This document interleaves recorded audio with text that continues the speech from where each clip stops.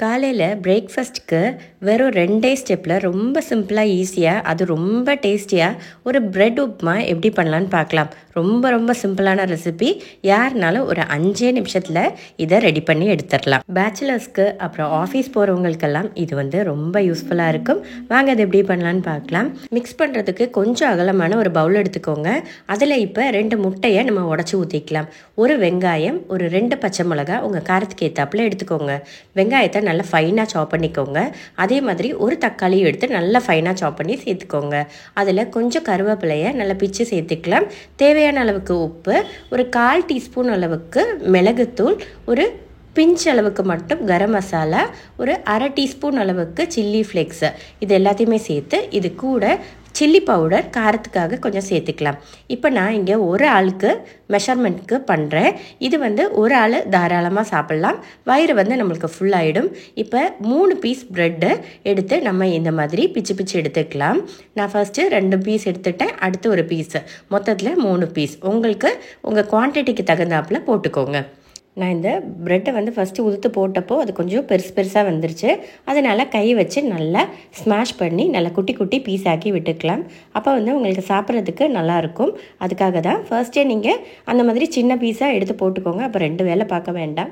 இப்போ ஒரு ஸ்பூன் வச்சு நல்லா மிக்ஸ் பண்ணி விட்டுடலாம். முட்டை எல்லாமே இருக்கிறதுனால நம்ம கை வச்சு மிக்ஸ் பண்ண வேணாம். ஒரு ஸ்பூன் வச்சு மிக்ஸ் பண்ணி விட்டுக்கோங்க. நல்லாவே மிக்ஸ் ஆகி வந்துடும் ஸ்பூன் வச்சு மிக்ஸ் பண்ணால்.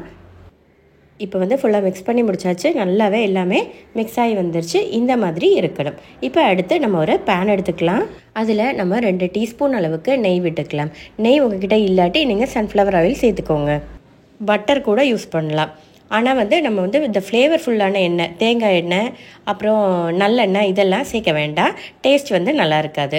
இப்போது அந்த நெய் சூடாகி வந்ததுக்கப்புறமேட்டு நம்ம இந்த மிக்ஸ் பண்ணி வச்சுருந்த அந்த ப்ரெட்டோட மிக்ஸை சேர்த்து நல்லா நம்ம மிக்ஸ் பண்ணி எடுத்துக்கலாம். கரெக்டாக உங்களுக்கு ஒரு மீடியம் ஃப்ளேமில் வச்சிங்கன்னா ஒரு 5 நிமிஷத்துக்கிட்ட நம்ம மிக்ஸ் பண்ணி விட வேண்டி வரும். இப்போ நான் இதில் கொஞ்சம் அது கொஞ்சம் ஃப்ரை ஆகி வரணுங்கிறதுக்காக கொஞ்சமாக சன்ஃப்ளவர் ஆயில், ஒரு டீஸ்பூன் அளவுக்கு சன்ஃப்ளவர் ஆயிலும் கூட சேர்த்துட்டேன். அதுக்கப்புறமேட்டு உப்பு நான் பார்த்தப்போ கொஞ்சம் உப்பு கம்மியாக இருக்குது. அதனால் உப்பும் கொஞ்சம் கலர்ஃபுல்லாக இருக்கணும்னா கொஞ்சமாக காஷ்மீரி சில்லியும் சேர்த்துக்கோங்க.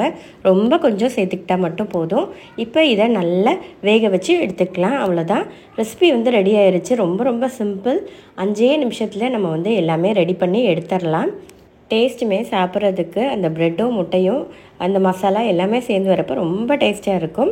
அடுத்ததாக நல்லா ஃபைனாக சாப் பண்ண கொஞ்சம் மல்லி இலை சேர்த்துக்கலாம். மல்லி இலை சேர்க்குறப்போ உங்களுக்கு இன்னும் கொஞ்சம் டேஸ்ட் கூடும். அதனால கண்டிப்பாக மல்லி இலை சேர்த்துக்கோங்க. மல்லி இலை நம்ம ஃபஸ்ட்டு மிக்ஸ் பண்ணோம்ல, அது கூடயுமே நீங்கள் சேர்த்துக்கலாம். ஆனால் எல்லாம் குக் ஆனதுக்கப்புறம் கடைசியாக சேர்த்துக்கிட்டிங்கன்னா இன்னும் கொஞ்சம் ஃப்ளேவர் உங்களுக்கு நல்லாயிருக்கும். அதுக்காக தான் உங்ககிட்ட புதினா இருந்ததுனா கூட அது கூட நம்ம இதில் சேர்த்துக்கலாம். அவ்வளோதான், நம்மளோட பிரெட் உப்புமா ரெடி ஆயிடுச்சு. ரொம்ப ரொம்ப சிம்பிளான ஒரு பிரேக்ஃபாஸ்ட் ரெசிபி. நம்ம ஸ்கூல் போகிற பசங்கன்னா நம்ம அதை ஸ்நாக்ஸ் பாக்ஸில் கூட வச்சு கொடுத்து விடலாம். அதே மாதிரி நம்ம ப்ரெட் எடுக்கிறப்போ மேக்ஸிமம் ஒயிட் ப்ரெட் அவாய்ட் பண்ணிவிட்டு ஹோல் கிரெயின்ஸோட ப்ரெட்டோ இல்லாட்டி நம்ம கோதுமை ப்ரெட்டு, வீட் ப்ரெட்டோ கூட நம்ம எடுத்துக்கலாம். இன்னும் கொஞ்சம் ஹெல்த்தியாக இருக்கும். வேறு ஒன்றும் இல்லை, மைதா அவாய்ட் பண்ணுறதுக்காக மட்டும். அவ்வளோதான், நம்ம இதை சர்விங் பவுலுக்கு மாற்றிக்கலாம். ரொம்ப ரொம்ப சிம்பிளான ரெசிபி. ரொம்ப ஒரு 10 நிமிஷம் கூட நம்மளுக்கு இதுக்கு மொத்தமாக சேர்த்து எடுக்காது. ரொம்ப சிம்பிளாக பண்ணிடலாம். எல்லாருமே ட்ரை பண்ணி பாருங்கள். எல்லாருக்கும் யூஸ்ஃபுல்லாக இருக்கும்னு நினைக்கிறேன். வீடியோ பிடிச்சிருந்துச்சுன்னா லைக் பண்ணவும், நம்ம சேனலை சப்ஸ்கிரைப் பண்ணவும், உங்கள் ஃப்ரெண்ட்ஸ் கூட ஷேர் பண்ணி கொடுக்கவும் மறந்துடாதீங்க.